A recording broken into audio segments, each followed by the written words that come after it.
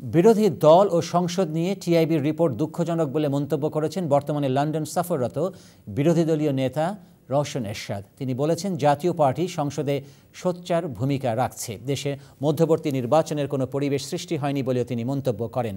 Channel SK দেয়া একান্ত সাক্ষাৎকারে তিনি এসব কথা বলেন। সিনিয়র রিপোর্টার ইব্রাহিম খলিলের রিপোর্ট, ক্যামেরায় ছিলেন Rezaul Karim Mridha. Geneva inter parliamentary ইউনিয়নের সভায় যোগদান শেষে 22 অক্টোবর লন্ডন আসেন বিরোধী দলীয় নেত্রী রওশন এরশাদ। অনেকটা নীরবে লন্ডনে অবস্থান করছেন দেশের রাজনীতিতে আলোচিত সমালোচিত রওশন এরশাদ। সম্প্রতি ট্রান্সপারেন্সি ইন্টারন্যাশনাল বাংলাদেশ টিআইবি বলেছে, দেশের সংসদ এখন পুতুল নাচের নাট্যশালা। এই সংসদে বিরোধী দলের ভূমিকা লেজুর ভিত্তির।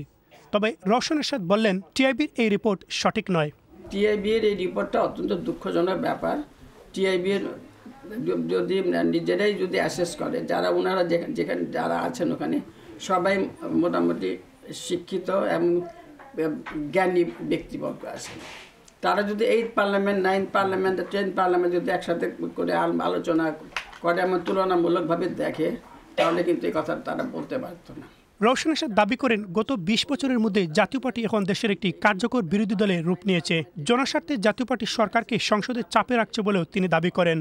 আমরা এমন কোনো ইস্যু নেই জনগণের যে আমরা সেখানে পার্লামেন্টে আমরা বক্তব্য রাখিনি সেই ইস্যুতে। অবশ্যই বিদ্যুতের দাম বেড়েছে, গ্যাসের দাম বেড়েছে, তারপরে আমরা যে ওষুধের ভেজাল, খাবারের ভেজাল, এগুলোতে আমরা প্রতিবাদ করেছি এবং আমরা আমাদের কথা শুনে গভর্নমেন্ট একটা আইন করেছে। কিন্তু দেশে মধ্যবর্তী নির্বাচনের দাবিকে উড়িয়ে দেন রওশন এরশাদ। জাতীয় পার্টি কোনো সময় ইলেকশন বর্জন করেনি। জাতীয় পার্টির ইতিহাস যদি আপনারা দেখেন, আমরা সেই আমাদের ক্ষমতা চলে যাওয়ার পর থেকে আমাদের সবাই জেলে ছিল, কর্মীরা হুলিয়া মাথায় নিয়ে লুকিয়ে ছিল, কেউ অ্যারেস্ট হয়েছে, কেউ লুকিয়েছে। আমরা আর মন্ত্রী যারা আছে সবাই মিলে জেলের মধ্যে ছিল। তারপরেও কিন্তু আমরা ইলেকশন বর্জন করিনি, ইলেকশন আমরা পার্টিসিপেট করেছি। কাজেই আমার মনে হয় না যে মধ্যবর্তী নির্বাচনের এখন কোনো প্রয়োজন আছে। জাতীয় পার্টি নির্বাচন বর্জনের রাজনীতিতে বিশ্বাস করে না বলেই দলটি বিরোধী দলের ভূমিকায় অবতীর্ণ হতে পারছে বলেও মন্তব্য করেন Rowshan Ershad. Ibrahim Khalil, channel S news, London. দেখছিলেন সহকর্মী ইব্রাহিম খলিলের রিপোর্ট।